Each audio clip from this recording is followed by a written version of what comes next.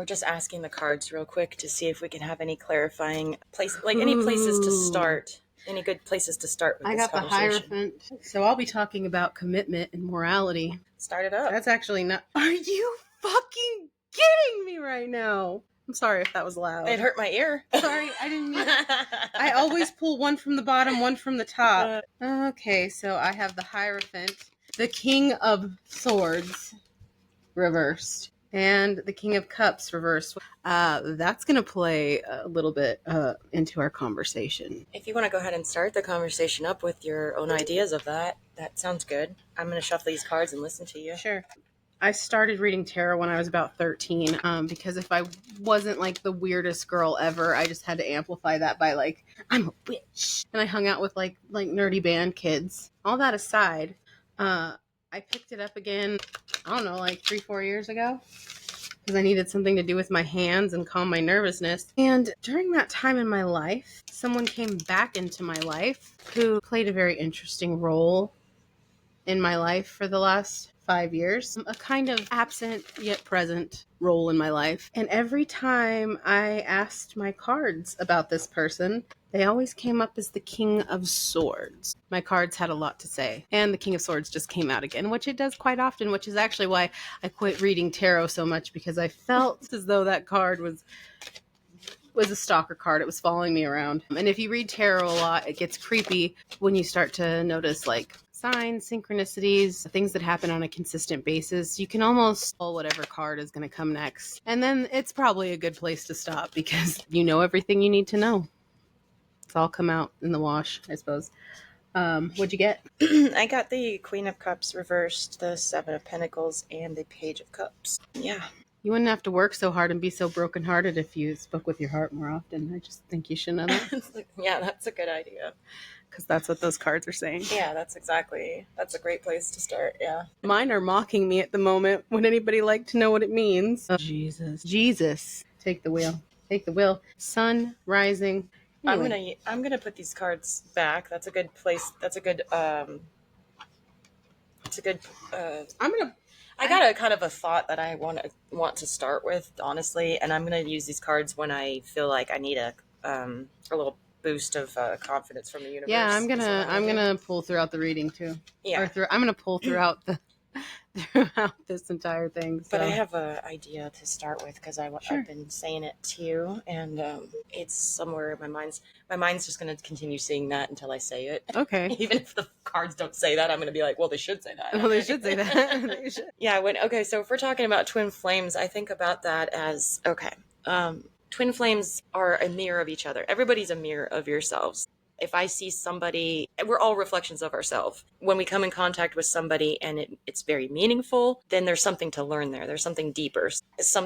And you can only really come together with somebody once you've seen yourself once you're whole within yourself, then you can come together and have a whole relationship. Either that or you find your other half within somebody. I don't think that's the best way to do it, but people do that all the time. It's like the 7th house is your partnership house. So a lot of people will find their other half within that, and that's how they become a whole unit, is one half and one half makes a whole. Well, I don't believe that that's the best way to do it, or that's not the divine path. That's more of the path of the past, in my opinion. It's funny that you say it. Do you know about Plato's Symposium? Oh, yeah. Okay, because he definitely touched more on what you're talking about. Oh, yeah. About mirrored souls. It even kind of seems like if you talk about it, like, I can't think of a theory now. You have two atoms.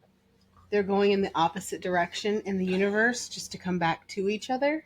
But as they're moving, their movements are identical. Right. And mirrored. Quantum entanglement? Yes. Entanglement theory. Okay, so what Plato describes, and that's where the twin flame theory comes from, actually resembles more entanglement theory than anything else, which is you send two atoms to opposite ends of the universe and they mimic each other's movement, whether they're together or not, but it's opposite, it's mirrored. So when you're in a divine connection, one side is mirroring you can feel the connection even if you're separate, and it causes you to act and to move and to grow even when the other person isn't even the same state or In room or fact, you guys grow together better when you're apart, but it's the fact that the growing that is being done is very similar and is being done in the same ways but opposite. So this person's working on one thing, but you're working on the exact opposite thing, but you guys are kind of coming at it the same way. once you become a whole person within Yes. yourself, and then you divinely come together, Once and you then you become. truly understand who you are and love who you are, you can meet that person where they need to be met. So yeah, when I think of this, I think of the 11, because when you think about a pair of people, two people, you're thinking of two things. The number two is like a connection, a relationship, but that's diminished. It's one plus one equals a diminished number of just a single digit two. That's what I was talking about with the seventh house, and you're finding like your opposite or your shadow side within somebody else. You're not like bringing that out of yourself and incorporating within you to make yourself a whole individual. Some people go about that, and that's fine, that's not wrong, but a more enlightened path, I guess you'd say, or something that we're maybe going to experience more so in this coming age than before, since before it was Pisces with more of a duality, more of a the connection is, well, we were experiencing marriages and things like that, then that's falling apart. Now we're kind of experiencing the singularity and the individuation, and we're coming together within ourselves to know that we are a whole person and we are part of God, and that kind of thing. And then once you come, it's the age of the 11, it's number 11, Aquarius. So when you have one plus one, you diminish it to two, or it divides that number. In the 11, it only adds another digit to it's a master number. So one whole individual plus one whole individual instead equals 11. It's not diminishing. You can put them any way you cut it. It looks like a one and a one. You don't know which one is which. I could be the first one. You could be the first one. We don't know that. They're coming together. They're not diminishing in value. Either way you flip them, they look exactly the same. They're looking at themselves in the mirror. One is looking at itself in the mirror, and it's seeing the same exact reflection, like we're equals. Yeah, and then that's like a big part of it too, I believe. Everybody gets stuck up on this runner chaser dynamic. That's most relationships. But what's different, I think, about what you would see in a twin flame is the person running from you. They're not running from you, they're running from themselves.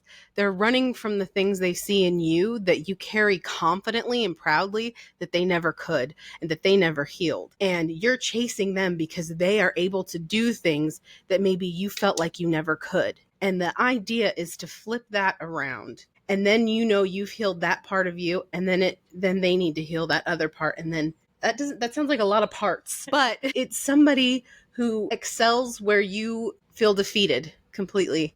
Where you excel completely, they feel a lot of shame. The runner always feels the shame. Whoever is running from the connection usually doesn't feel the connection the same way you do, but that's because it's an alignment that they have to come into. And that may never happen. It might not happen in your lifetime if you meet somebody like this. But the reason why we decided to discuss this is because the synchronicities in our lives surrounding certain relationships in our lives have been constant focus, much like I discussed the King of Swords following me around constantly. And I kept asking my tarot cards the same questions over and over again. And it's almost as if my cards were irritated with me. And every deck of cards I have, it has a different personality, a different vibration. And even the person who is represented in my deck as the King of Swords, I pulled cards in front of him one time, meant to pick up a different card, ended up picking up two, and there was the King of Swords. And later, when we did his birth chart, we found out he is an Aquarius rising, which the aspects of him that are very much Aquarius are the things that I wish I could have myself. They're traits that I wish I could take on within myself very much. So my cards were always trying to point me in this direction. Like, just see it, bitch, just see it. One thing I want to mention is one way that you can create a runner is because these twin flame dynamics, it makes you, when you're seeing yourself in the mirror, but you're not really understanding that you're looking in the mirror, right? You're seeing this come out in another person. the problems that arise are all triggers. Like, you get triggered by insecurities, you get triggered by emotional trauma that you have from past relationships or your childhood. This person will trigger your addictions, your insecurities, the things that you hate about yourself. Especially if you're a runner, you're going to see things in them that they carry so confidently that just are things that you would be ashamed of. But with the triggers comes the ability to overcome those triggers, Examine it, yeah. overcome those problems. So it's a really good thing when you get triggered, because you have the chance to fix it. Once you realize and see it within yourself, then you have the ability to change that. Otherwise, because it's hard to see your shadow, you don't really see your shadows. But when you look at your shadow and you determine, like, this is something that is an issue and I can change that, then you examine it and look into your shadow and incorporate it. Eventually, then you can get over those problems. And especially if you're doing that through somebody or with somebody, it's really hard to not trigger somebody and make them run away, or trigger them and get them pissed off at you and leave and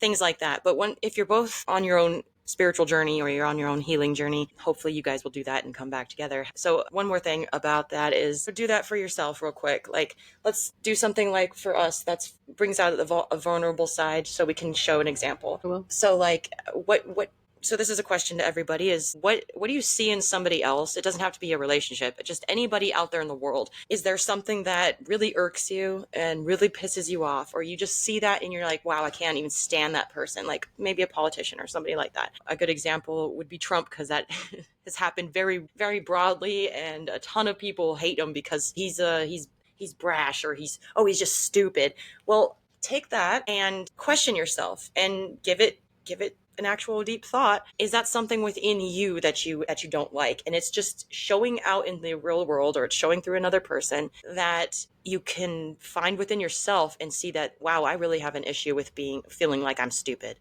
And that's why I hate this guy, because he's stupid. And now I know that because everybody has everything within them. You have the ability to be Hitler. If you were born in a certain time and in the same place as Hitler, you would have become Hitler too. So, everybody has the power to be evil, that everybody has the ability to be a good person. So if you think about it in that sense, as we're all one, what is this showing about myself? Is there something within me that it's coming out in somebody else, and I'm just seeing it from a mirror view, and I am getting triggered because this person is displaying something that I secretly despise about myself, but can't really look in the mirror at yet? Yeah, the runner would definitely see things in you that they secretly despise about themselves, but it's just because they don't know how to. I'll give you a perfect example. There's a person in my life, it seems like luck always comes to them. Like, it's so easy for them to do things, like things come easy to them, and they're things that I really, really, really struggle with. And so when I'm around them, sometimes I get like imposter syndrome. Like, the things I like, I don't really like, or the things like I'm just not good enough. And it took me a long time to examine that and realize that it is just imposter syndrome. This is who you are. And another thing that irritates me is somebody who's constantly fighting this battle of identity and these things that they think define them. And me, I don't even think about my identity in ways of things that define me. My identity is how I relate to the world around me, and how I love the people around me, and how they remember me, as a friend, lover, whatever. But some people, they have more of an aesthetic. And that used to irk me about this person, but I realized I'm kind of that same way. And it's something I don't like about myself. I don't like people to be able to pigeonhole me. So I had to get comfortable with that. Like, maybe people will look at me and see something, and maybe that makes me uncomfortable, that they'll see me a certain way. That doesn't mean that that's who I am. It's just a part of me. And I had to learn to accept that. And maybe not everything comes easy to this person. Maybe they work really hard on it. And maybe I just don't want to admit that sometimes I'm lazy. And that's a fucking harsh truth. Yeah. And it's really, it's hard to see the things within yourself and actually come to terms with it. But the real hard thing is to actually change it, and admitting it. Well, admitting it to yourself is probably, I don't know which is harder. Admitting it to yourself is pretty damn hard, especially if you haven't been able to see it yet. Because if someone hasn't helped you see it, meaning like they've mirrored it to you and you disliked it in them, because if someone tells you this is what you are, you're not going to usually believe that. Somebody's helping you in that sense, it's not really helping, but they see it within themselves because they're seeing it through another person, and that's how we learn. But Yeah, there's one thing about me just came to mind when you were talking was that like one thing I don't think I've ever really thought of out loud, at least. I don't even know if I've thought about it really before, but it's all coming into my mind now, is that about my love, he's focused on his financial world and he's put his time and energy into work, and that's made me feel like, not like a priority or whatever. However, what I should be seeing inside myself, which is something that's just dawned on me kind of, is just that I haven't had a job for a while. I've had my own, I make money my own way selling on eBay from time to time, but I haven't really focused on even making money at all. I babysit once a week, but that's like, yeah. Besides that, I've focused so much on my spiritual world, that I've put my material world like on the back burner entirely. So it's like he's carrying that extra weight in a sense. Like if I'm thinking about him being my twin flame, he's kind of taking up the slack and maybe I'm taking up the slack of his maybe lack of spirituality. I'm not going to say that I know that. However, I mean, that could be the dynamic. I'm not entirely sure. I mean, I get that because, like, I have a whole ass degree and I'm a bartender. I'm a whole ass degree. I have a whole ass degree and I'm a fucking bartender. And I have this fear of success, right? Because, like, what if you finally meet your goals? What if you finally do that thing that you set out to do and you're not any happier? Life isn't any fucking better and you've just busted your ass for this fucking thing that it doesn't make anything better in your life. So it feels like wasted energy. And I am terrified of wasted energy, and anything that involves wasted energy is like, it like takes out my soul. So when I think about starting something new or bettering my life, it's almost like I have to have a guarantee, because if I don't have a guarantee, it's just wasted time. This person that I'm talking about, they're super successful, it would seem. I don't know if it's made them any happier, but it's got to be better than where I am. I don't know. I do not know, but that's one of the hardest things for me to get over is trial and error. Some people will try really, really hard for something just to see how it feels. I would call that wasted energy, but other people would call that an accomplishment, even if at the end they don't feel any better. I don't think I could live with myself if I didn't feel any better. A really interesting thing happened to me. I got into a relationship shortly after ending a really, really, really long relationship. And I got into a relationship with this guy, and everything about him was perfect. The way he looked was perfect. The way he made me laugh was perfect. Everything about him was absolutely perfect.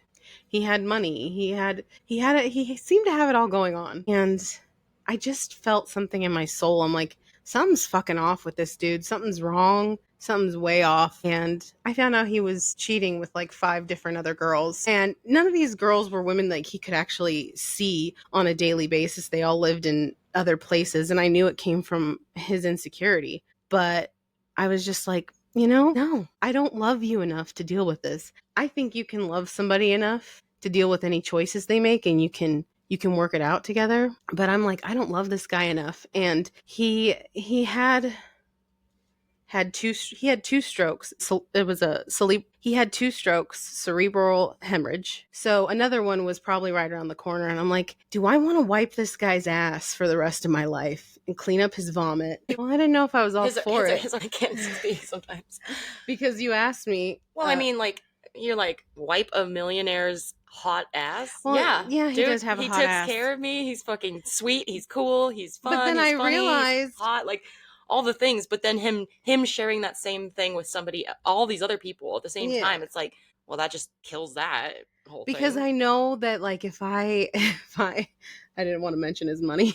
No, it's okay. You were onto something, and now I don't remember what you said. The realm of twin flames, or no.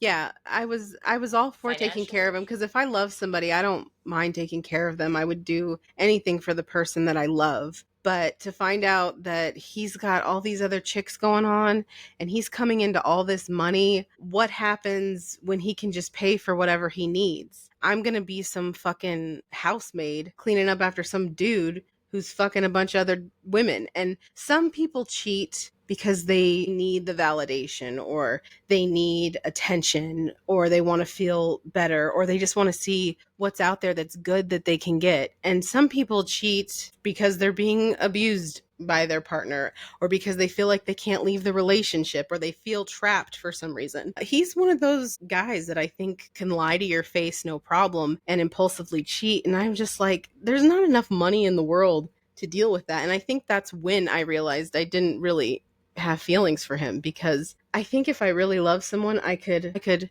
get through anything. We could talk about it. We could figure it out. But I can't be with somebody that I don't really love. And today I got a call and a text and a message on Messenger from all of the women that he was talking to at the same time he was talking to me, all telling me, "Hey, I'm talking to him now, so if you want to know anything, or you want me to spill the tea or get the tea or whatever fucking weird shit women say." And I was like, "No, you guys have fun. You guys have a lot of fun with that, cuz that doesn't sound like fun to me." And I haven't thought about him, and like I haven't really thought about him much since I broke up with him, but having that experience was really good. You can have the perfect man handed to you on a platter, and I'd start legs first. I'd start at thighs first. you might as well just fucking eat that guy, because there's something wrong I'd with start him. thighs first for sure. Real Thighs. human beings are not perfect. Con artists are usually pretty perfect. And I think that in order to really love somebody, you have to know who the fuck they are. And you can't get to know somebody overnight.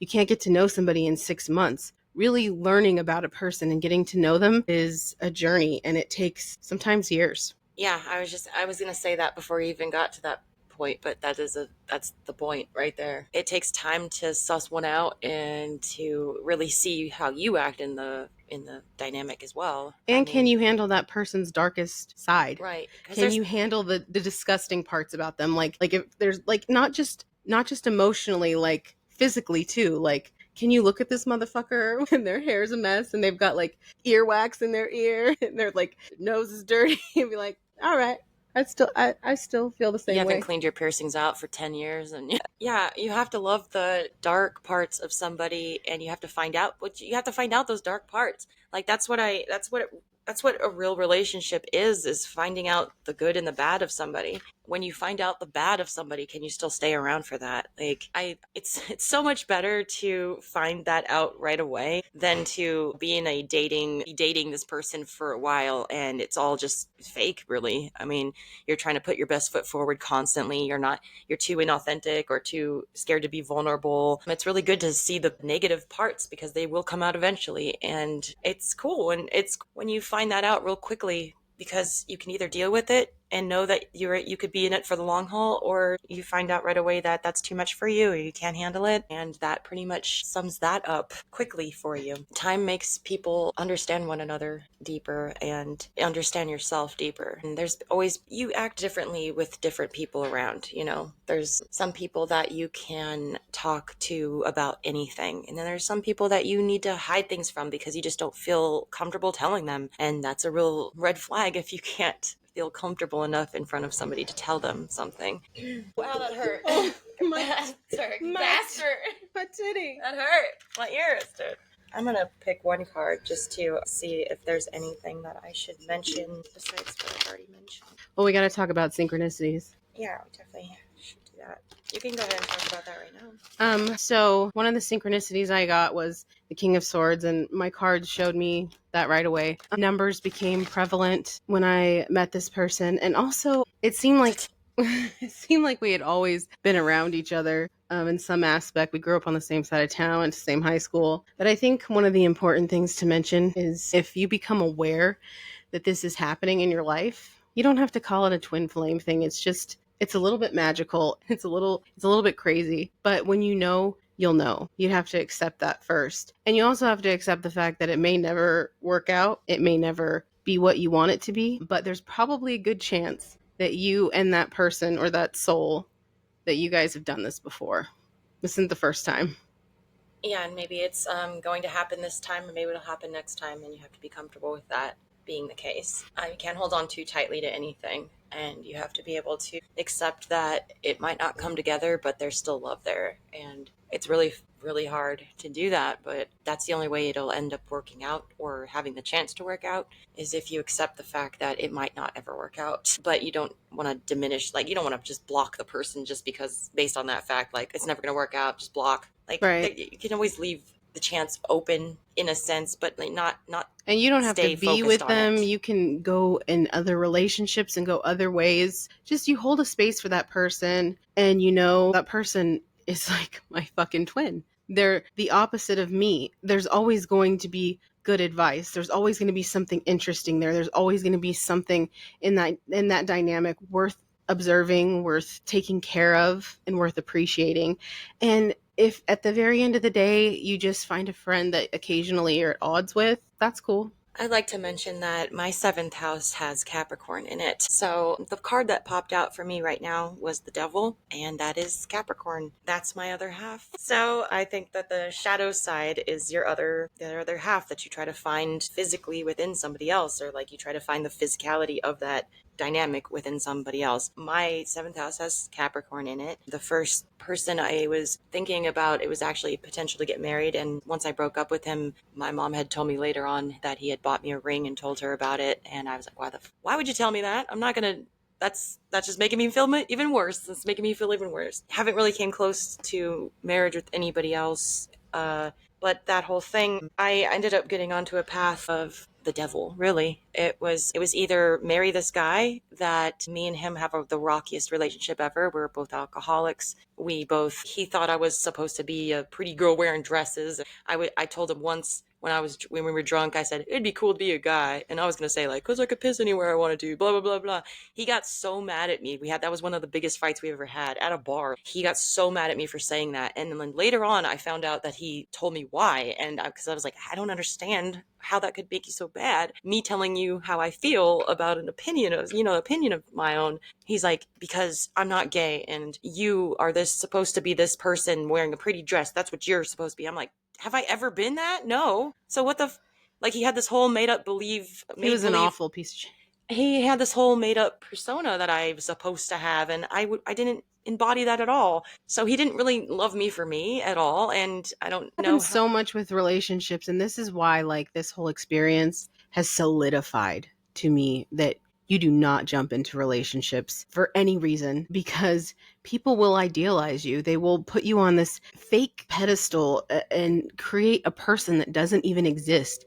And when you don't meet those expectations, they fucking punish you for it. I dealt with it for almost a decade. I know all about it. If I were to ever get in a relationship again, and trust me, I'm fine with it just being me and my cat, it better be somebody I know and that I know I can stand the very worst of them, and I don't put on a pedestal. Yeah, so I ended up, instead of marrying the Capricorn that's in my seventh house, I ended up going on the personal journey to find my dark side and go through. I had an inkling that I wanted to hit rock bottom. I ended up doing drugs and getting a drug addiction and a drinking addiction and gambling, drinking, all the things. When I first bought my house, I knew that I was going to end the relationship, and it happened before where I ended the relationship and we ended up getting back together, and we got back together and did it again and again, and nothing really changed at all. So, and it just ended up getting worse and worse. So at this point, when I bought my house, instead of moving him in just to kick him out, because that was inevitably going to happen, either that or I'd marry him and I'd be stifled and not even be able to talk about things I was interested in, but have to watch football all the fucking time. Yeah, I ended up going down the path to finding my shadow and dealing with the devil and my own addictions and my own shit. And I'm so happy that I went down that path, because ultimately it's led to myself, and I don't need to I've incorporated that seventh house Capricorn, except I still need to understand like I need to gain full embodiment of it, is to focus on my career or my ambitions and rise to the top of those ambitions. And I think I'm trying to do that right now. And in a sense, I'm not really going full fledged into trying to make money necessarily.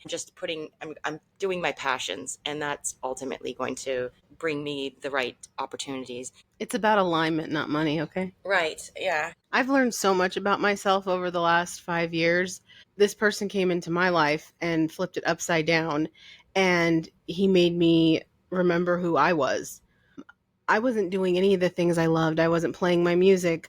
I wasn't playing with my tarot cards. I didn't even listen to music anymore, and music is my thing.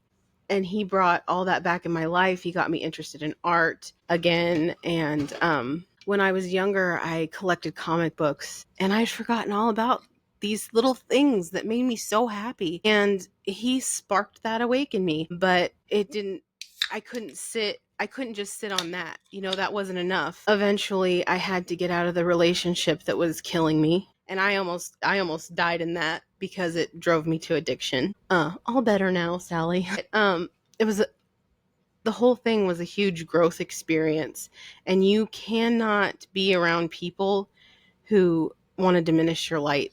And you don't know if someone wants to do that to you until you're in the thick of it, because unfortunately, we really don't get to know each other when we come together in a relationship. What are some of the things you've learned since you've been with? Things I've learned. Yeah. How have you grown since you met him?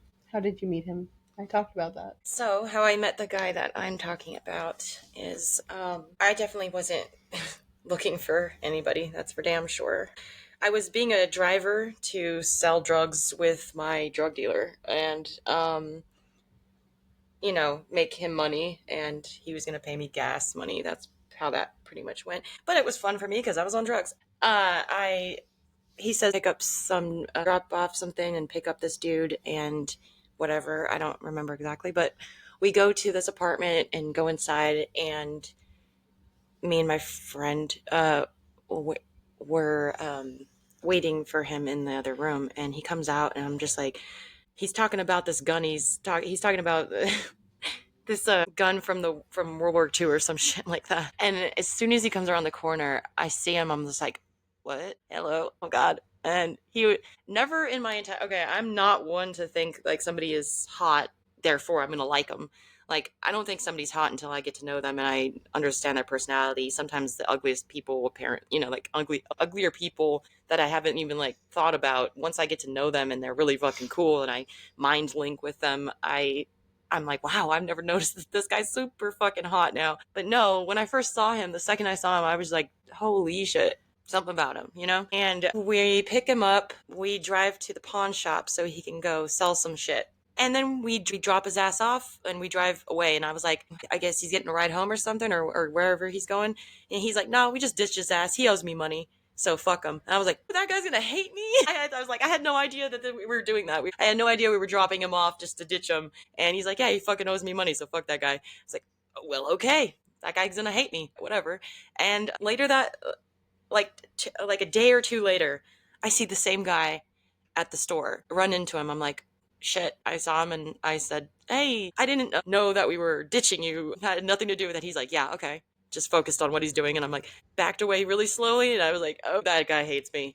The next day or a day or two later, in the same week, I ran into this guy 3 fucking times at 2 stores and then Dottie's casino or gambling place. The third time, I'm like, I am not following you. I was going to the bathroom. I saw him and I was like, I am not following. He's like, yeah, sure, sure you aren't. And I go in the bathroom. I was like, oh my God, what the fuck is happening? And I see him across the way and I'm just like gambling and look down and start gambling and I'm done and I'm about to leave and I leave.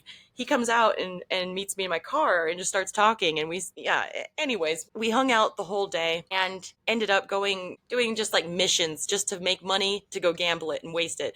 Then go find something, sell it, make money, gamble it, waste it. We did that about 50 times around the town. Like it was exhilarating. It was fun. I really enjoyed being around him. But then I saw him every time he would gamble all the money away, and me too. I won a little bit of money. I cashed out, gave it to him. He put it all back in, and I'm like, yeah, I could see myself in him so much that I was like, wow, he's going through a downward spiral. I'm just started coming up out of my downward spiral after like 8 years of doing drugs and hating myself and all that.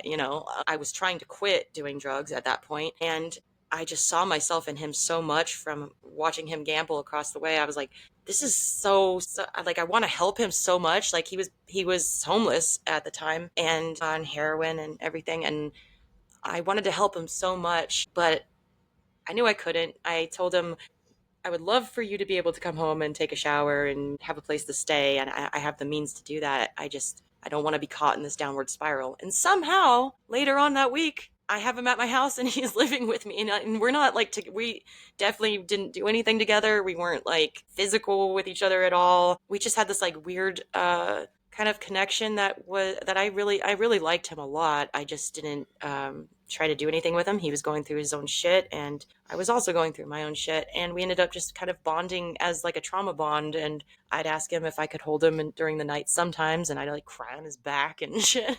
But it was a weird thing. But yeah, I don't really know where to go The with first that. time, the first time I saw Buffalo, Buffalo. it's an inside joke. I hear you. I don't want to use names. We briefly dated in our 20s, and I was like, this guy's really cute and everything, but I don't want to get into that too much. It was the best sex I ever had, but I hadn't had very much sex at the time. So I didn't really have anything to compare it to. But we didn't come together again till way later. And he stops in at my job at Dottie's. I don't know if I should say that, but I will. Me and this chick are so connected. We're so connected. And he was joking about how he was going to come and visit me. And I was like, yeah, he's so full of shit. Because at this point, we had been talking for like 6 months, and he had showed no interest in coming to meet me. We were just talking as friends, and he walks through the door, and I didn't recognize him, so I let him in the door, but I didn't know it was him. And I lean over the counter to grab something, and when I come up, he's standing right in front of me, and I immediately hid. I dove under the counter, and he's like, damn it, I thought you were gonna be cool. And I'm like, I come up over the counter, I'm like, I am cool. I am so cool right now. And then I went back down and I was like, oh, shit, bitch, get your life together. And then I came back over the counter. I was like, go sit over there. I'll be over in a minute. I'll handle this. And I was talking about myself being this. And we talked, and I was really nervous the whole time. But eventually I grew to be safer with him than anybody else in my life.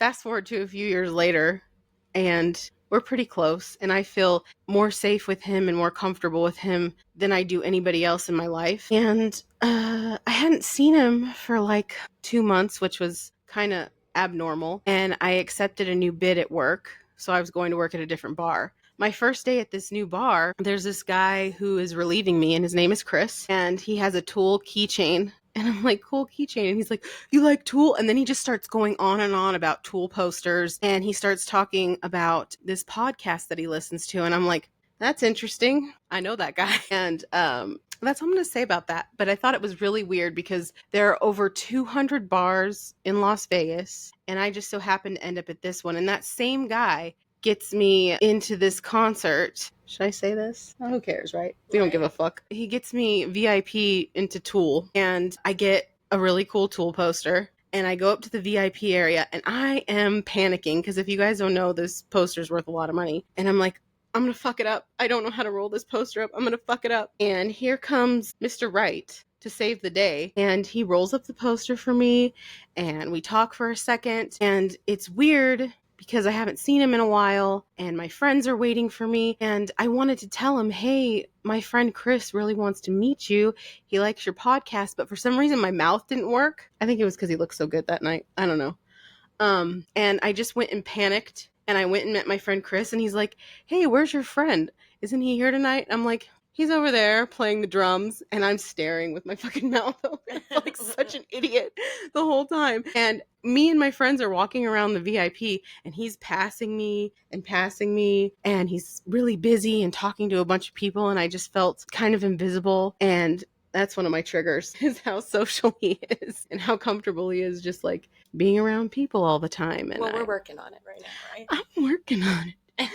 But like, I tend to overshare when it comes to my friends and people that I feel close to, including him. There are plenty of times when I would overshare around him, but that's how you know I'm comfortable with you.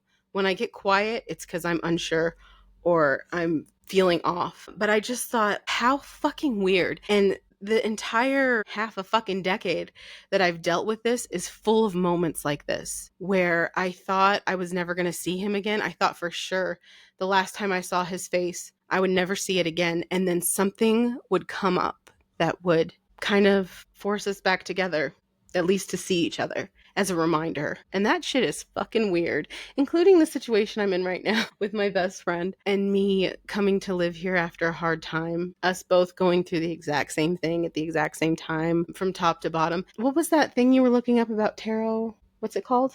Where their tarot cards are the same? Birth tarot cards, like your birth cards or your tarot birth cards. Like if you look up your birthday, you have cards that resonate with well, you have a number that comes up from your birthday, and then that number has cards that relate to it, or has numbers that are the same as your birth number. So mine is 8, and so the 8 cards is the star and strength, because strength is number 8 in the tarot deck, and then the star is number 17 in the tarot deck. Mine is the lovers and the devil. Hers is 2, right? Yeah.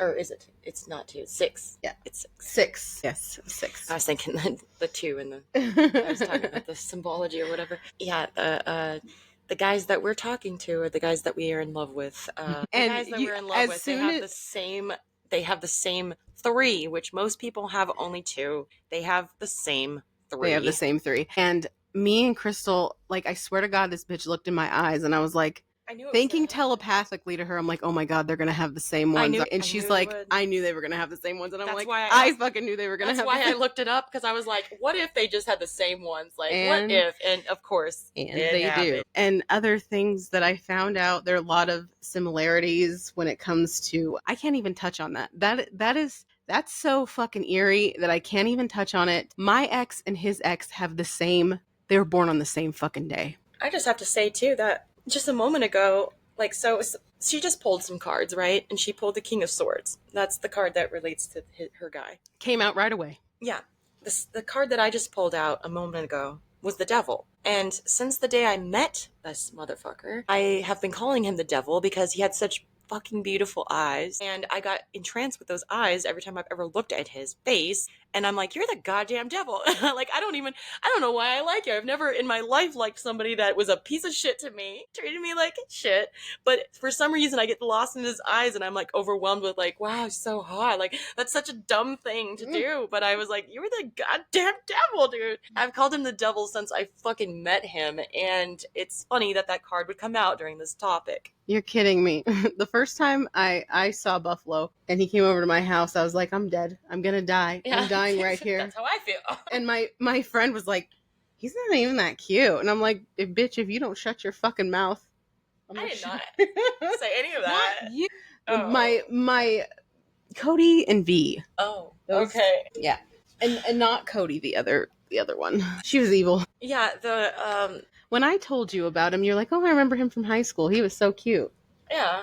I mean, he was cute. Because he was fucking cute. I wasn't so cute. I'm just going to say he was cute. I didn't know who he was, really.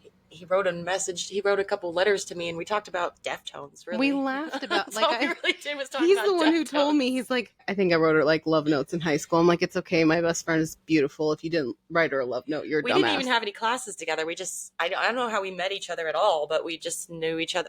He passed me a note during passing by in different classes. Like, I didn't have a class with him, I don't think, but he wasn't bad looking. We just didn't know each other. I remember talking to him about Deftones, and that's the only thing I remember. Yeah, I told him, you're a Pisces. I'm like, you're a Pisces. Nobody knows who you are. And he laughed at me, and now I know that he's Aquarius rising, so really nobody knows who the fuck you are. I do, motherfucker. So also, yeah, so my twin flame experience with this guy has been, he lived with me, that he was homeless, he was on heroin at the time, and I tried to help him out and realized after months that I wasn't even helping him, because I would just give him a place to stay. He wasn't respectful. I was driving him down the street to get drugs all the time. I'm like, this is not helping him. It's doing what he wants, but it's not good for him. So I'm literally not helping him. Eventually, I ended up having to kick him out just because I was like, I'm really just going downwards with you, and I want to help you still, but I don't want to disrespect myself, and this is just not helping me. And I basically kicked him out, and he ended up living in his van for a while and all of this stuff. I get into another relationship for a year, and during this year he would come over once a month, and I'd maybe see him around, like I'd give him a bottle of water or something down the street, or I'd see him in his van somewhere else, and I'd just stop to say hi because I got this crazy feeling every time I saw him. So I'm like, oh, magic. I love the magic feeling. Yeah. It could be your nervous system. That's what they say. Seeing him just gave me like this crazy energy. Like, I loved it. My head went down to my asshole and wouldn't come back up. Well, that too. I love that feeling. Like, it feels really good. You said you're going to be cool, and I'm like, God damn it, I'm handling this. Right, Leave me alone. So I kick him out. I have a relationship for a year. The relationship's great, but I was dealing with the loss of another relationship I had where he also had, like, well, the other relationship I was grieving during this relationship I had for a year, the guy had died and overdosed from heroin. And during this year, I put this guy through a bunch of shit, and I feel super bad about it because this guy was super cool. I wish we just stayed friends because, like, I really valued his friendship, and getting in a relationship with him, especially at that time, was not a good idea at all. I put him through so much shit, and he was such a sweetheart during it. And he ended up blocking me after we broke up, which is totally understandable. When we broke up at the end of this year, right? We were kind of talking. He was literally in my house, and we were kind of like talking about maybe possibly getting back into a relationship and seeing how it would go, but just doing it slowly. And out of the blue, my twin flame calls me, and I have a fucking conversation with him for an hour on the phone. And at that time, I literally thought he had died because he hadn't came to get his mail for 2 months or 3 months. And that wasn't like him because he got money in the mail from Dottie's, and he was a gambler. So he would be on it. He would be like, where's my mail? Oh, here you go. I think that's the thing. Here you go. That's one way you know you have some kind of twin flame fuckery magic shit going on, is because you could try to get rid of that person. You could try. They can move to another state. They can get another relationship. Any number of things can happen, but at some point you're going to touch base with that person, and even when you don't mean to, you're going to end up thinking about them. Yeah. And in some way, somehow they're going to come up, like when you bid to a store all the way in Summerlin, which is, for those who aren't in Vegas, that's far. And the guy's name is Chris, and he likes your Twin Flames podcast. Oh, the thing is if you're going through this and it's hard, it's okay to pull away for a while. It's okay to don't go, I'm crazy. No, nobody in your life that you meet is ever by accident. The most important thing about a twin flame journey, regardless of whatever you see on the internet, whatever kind of cock tease bullshit you see on the internet, it is not an easy thing. And all that it's meant to do is to pull out your triggers and pull out the things that you hate about yourself and make you fix them. Yeah. That you guys aren't meant to come together necessarily. You may not even be friends when it's all done. The twin flame journey is a journey to yourself. It's a journey home to yourself. Yes, and that's the only way that you can get your twin flame, is being whole within yourself. So, and bitch, I ain't whole. I ain't even close. I got some shit I got to work on. I'm thinking me and this fucker might have sex again when we're like 50. I do want to say too that so my guy called me right when me and this other guy were trying to see if we would start a relationship over again, and I wasn't gung ho about it. I wasn't really in love. I love him. I still love him as a person. I miss our friendship, but I wasn't in love with him, and I know he could tell that too. When this guy called me out of the blue, he's like, I was in jail this whole time. I had gotten a piece of mail in the mail that had said to his family, to his last name family, that from a mortuary. And I was like, oh fuck no. And I was like, my worst fear. I started getting super scared. So I'm like, fuck it, I'm gonna open it. So I opened it, and it was a mortuary place asking a survey. It was a survey, but I'm like, okay, that doesn't explain shit. What, did they have a fucking funeral? And now they're asking, how was the funeral? Like, that's very insensitive, first off. Secondly, I was like, this doesn't explain anything. So I called the place. They didn't give me any information. I'm like, oh my God, if he's fucking dead, I swear to God, I don't know what to do. I checked the online not registry, but I checked online at the jail system and tried to find out if he was there. I couldn't figure it out, but my boyfriend at the time, my ex for that year, he looked it up and he found his name in there. I was like, oh my God, thank God. So anyways, when me and him broke up, we were trying to think about getting back together, maybe. And this guy calls me right at the end of the year, the beginning of the next one. And we have a phone call for an hour. I get off the phone call. I'm smiling so fucking hard. He tells me on the phone that he was in jail.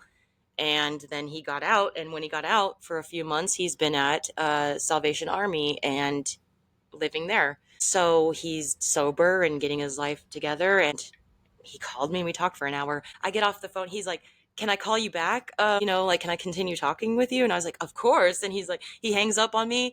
And then he calls me right back and he's like, okay, I'm just kidding. Like, I'll call you later. I'm like, oh my God, I'm so happy, so excited. I get off the phone and the guy that I was talking about maybe getting back into a relationship with, he's like, that was him, wasn't it? And I was like, yeah, I'm sorry. Like, I knew right then and there, I'm like, I can't, not if there's a chance that I can get with this guy that I'm in love with, like, there's nobody else that can compare to Yeah. that. Like, There's no, and but like, I'm sorry, I really don't want to hurt you, and I've already hurt you, and I know this is fucking a horrible way to do this, but I didn't mean for this to happen this way at all. But I told him right then and there, like, yeah, this ain't gonna happen. So, and then me and the other guy, my twin flame, what I call my twin flame, is he starts calling me every single day, at least 3 times a day.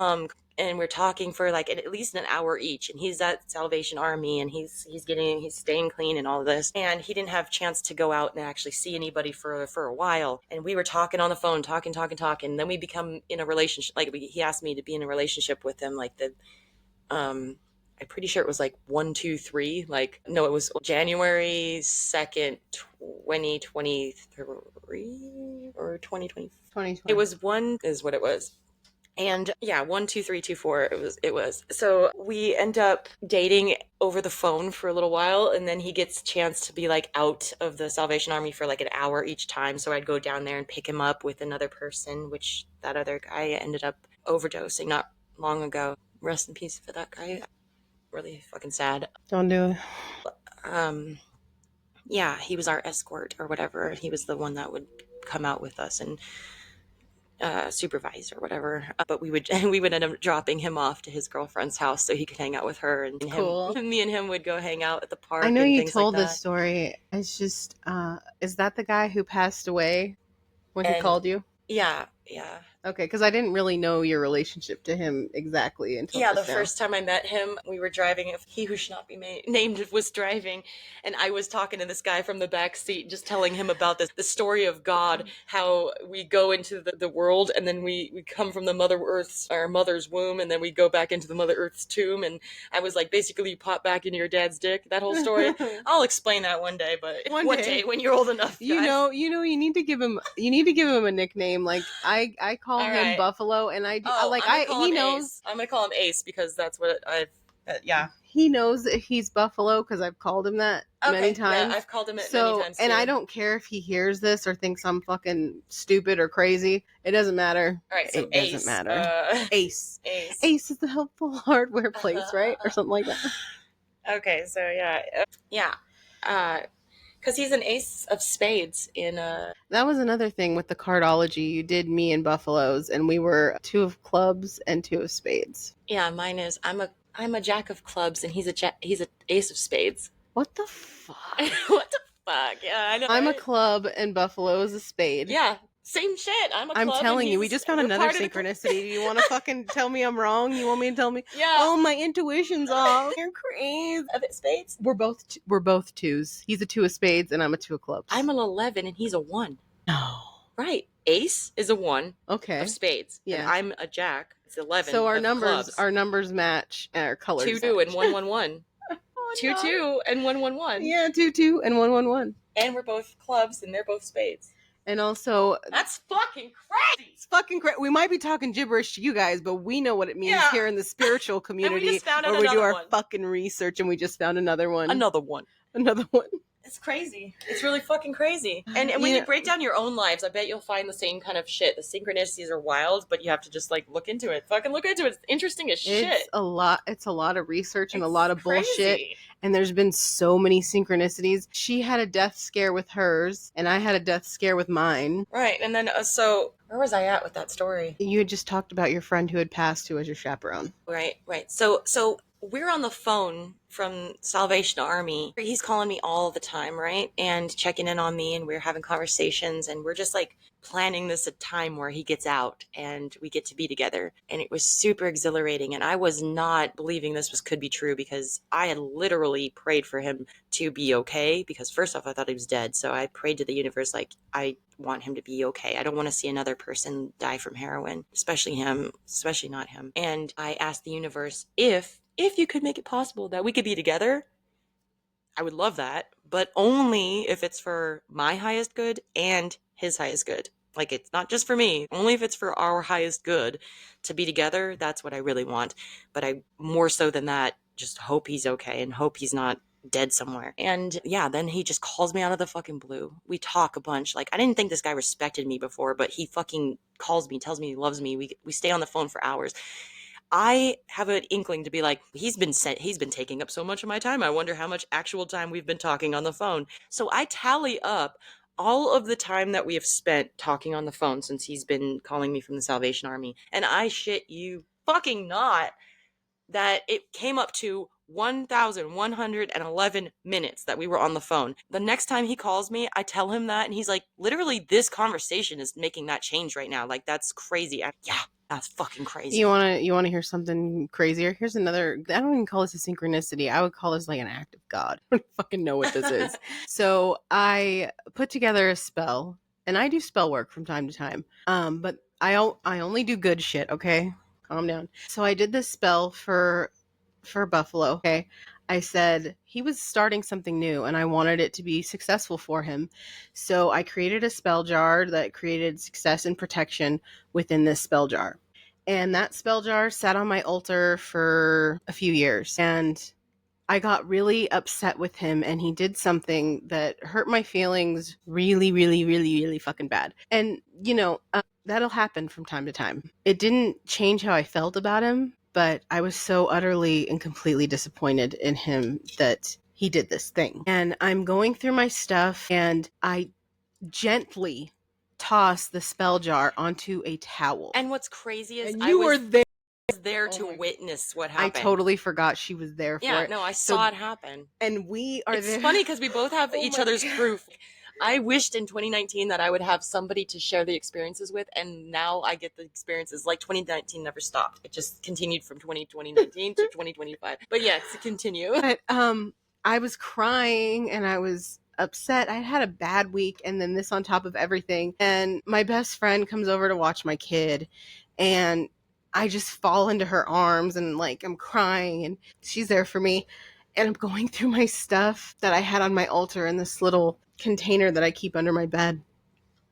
And I gently tossed this vial with I gently tossed the spell jar onto this towel. And when I say the spell jar burst, it burst. There were pieces of it everywhere. It exploded. It exploded. So anybody who does spell work, if something like that happens, that's not an accident. That's not something that can happen. The physics is not there for that to even happen. That's not fucking possible. And what the universe was telling me is this spell that you did for this person is broken. They cannot have your power anymore if this is how they're going to treat you. I for real have had the similar experience, and I took a video. I made another spell once, and it was I wrote some things down on a piece of Post-it note. I folded the Post-it note into a heart. I put the heart in the middle of this ashtray that was like a crystal ashtray, and I put crystals around it. I had a wax number 8, or it was a heart. I forget. We'll see the video. I lit the candle, put the spell in the middle of the candle, and I was filming it. In the middle of it, the whole entire ashtray just exploded. The heart looked like it was a 3D fucking, like, it's hard to explain, but it exploded. And I was like, okay, yep, I can't wish for that. Okay. No. I was like, that spell's not coming true. But the spell, I don't remember exactly what I wrote. And I really wish that I remembered exactly what I wrote.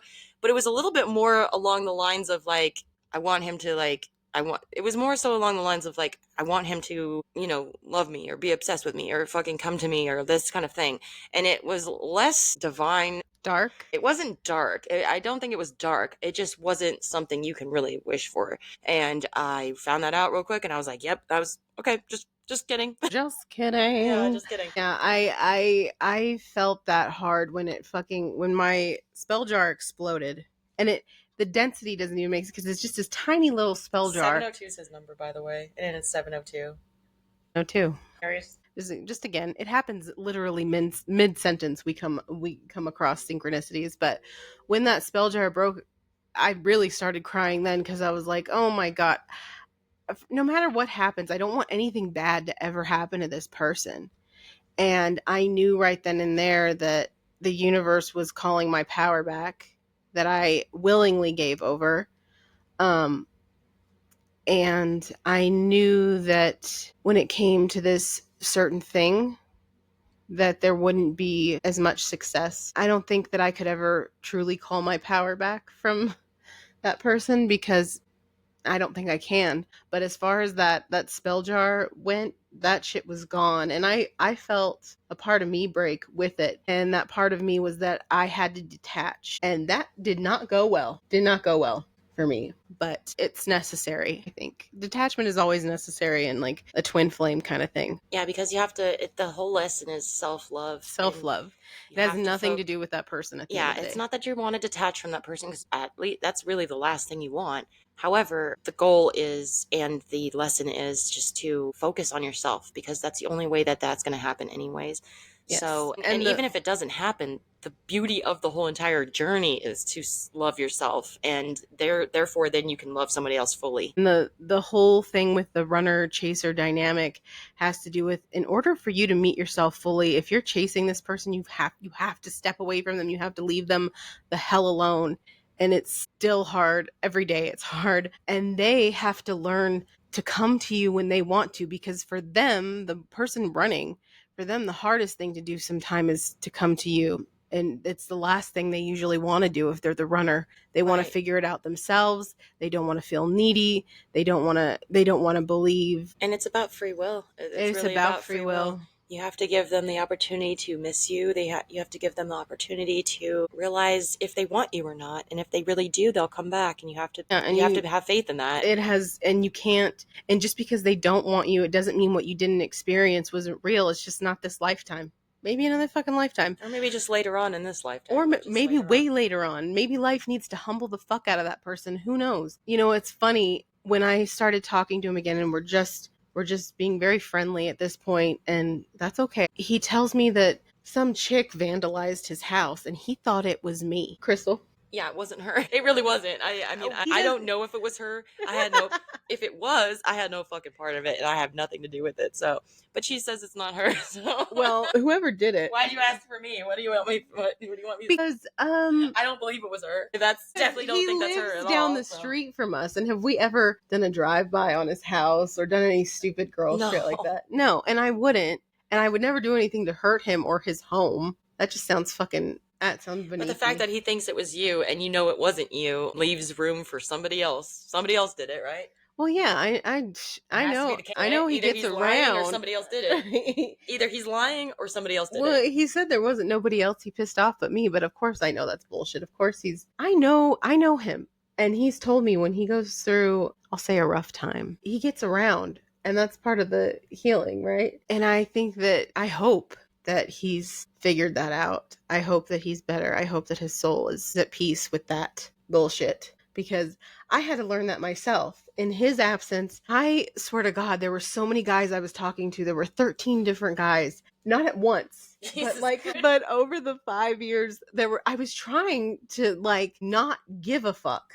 And I was trying to just get away from him, trying to get away from his energy like crazy, right? But none of these men, I didn't have sex with any of them. I didn't go on a real date with any of them. A few of them I kissed because we were going to go on a date, and then they kissed me and I was like, I want to die inside. Get me out of here. But, I think you go through that. You're like, I don't want to feel like this about any person. I want to run away. I just want anything to make me feel differently than what I feel right now, because separation is. Yeah, I think that the majority of the okay, so maybe 79, maybe 89% of the reason why we're making this podcast or we're trying to put our voices out there at all is because it's helping us through this fucking journey. And really it's all about the journey of the self. So we're trying to improve ourselves. The Restrict Me Daddy Saturn is the it's not odd, it's not a coincidence. We literally Right. named it because we're going through restrictions. We're forcing ourselves to restrict ourselves of unnecessary things like drugs, like and then eating Validation. the foods that we eat, the diet we have. So We restrict ourselves so heavily with food, not in a toxic way, but in just the poison. We yeah, try to eat so clean.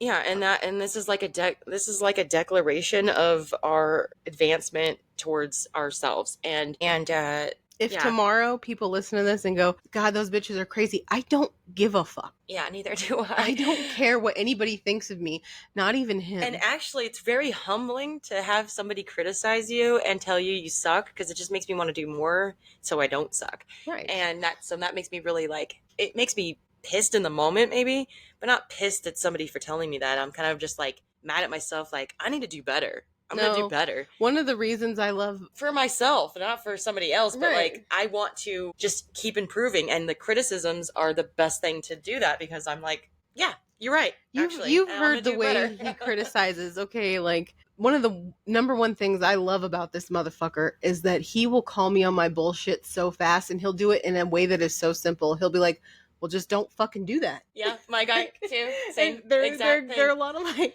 Like one time I was kind of trauma dumping on him and telling him about, you know, my relationship and how sad I was, and he was like, well, then end it. And I was like, Right. well, you're right. Right, okay. And it wasn't like he didn't empathize with me. Him and I went through a lot of the same things, you know, so, and we talked about those things. So it's not that he didn't empathize with me. It's just after a while, you can only listen to somebody talk about something so much. Right. And until you're like, yeah, you need to like get your shit together and be about it. Yeah, I love the stern fucking nature. I love being told, tell me directly, please. Like, but at least say something. Say something and tell me it directly. Fucking manhandle me. I don't care. Like, I want that. That is exactly what I want, is to be told what the fuck to do. I might not listen to it. Odds are I probably won't listen to it for a minute. But I love it. I need it, and I want it. We both have Sagittarius moon, and it's just a fucking rebellious streak. Like, I'll do it on my own fucking time. Whenever the mood strikes me. And I know that I'm capable of great change. Does that sound gay? It sounds so fucking gay. I'm capable of it, but I have to do it on my own time and when it's right for me. It's not like I'm going against your wishes, like to better myself. It's just like, maybe I'll do that. He said that, and like 3 years later, I took his advice. After he told me that, I was like, yeah, well, I'm not talking about that right now. It's not like it wasn't your own advice. Like, this is a mirror we're talking about. Like, this motherfucker told you advice that you already knew was good advice.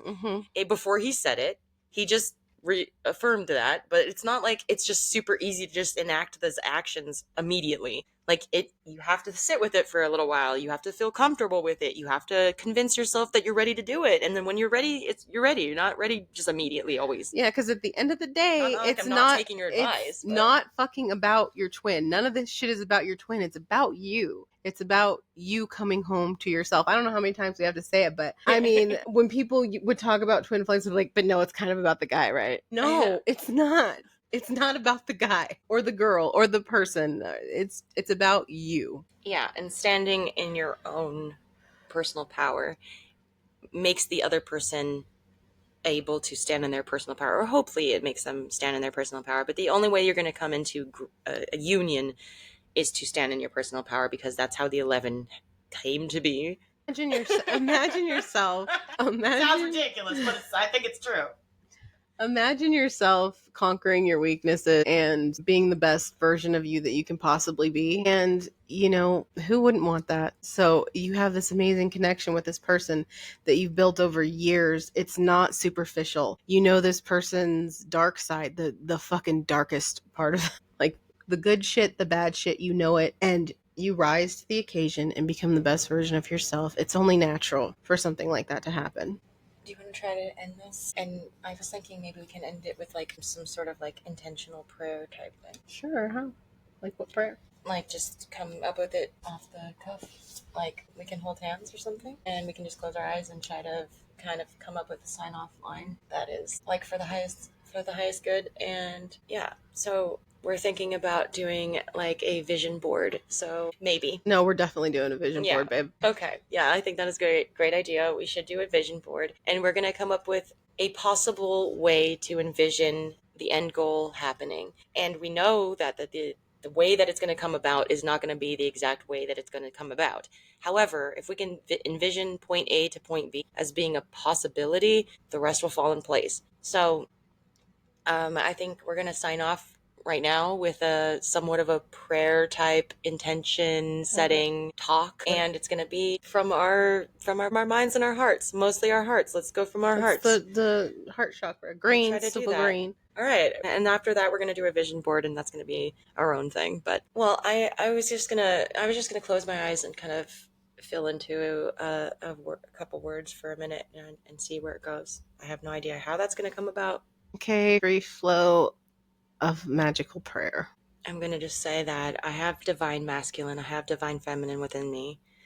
I do not need a material version of that in my life to fulfill me. I'm going to enact these energies so that I become whole within myself, feel comfortable within myself, and be one with God and the all. And I only hope for the best, and I will live my life from here till forever if I can, with the intention of benefiting myself and humanity as a whole. No longer I'm going to feel like a selfish version of me is a possibility. I'm only going to think about me as it relates to myself and everyone else within this world. Anything outside of this world, anything in this universe, everything that is God. I want to wish the best for everybody and everybody that I know and everybody that I don't know. And I just want to say love, love, love, love, love, love. I love you and I love myself, finally. And I'm going to cry.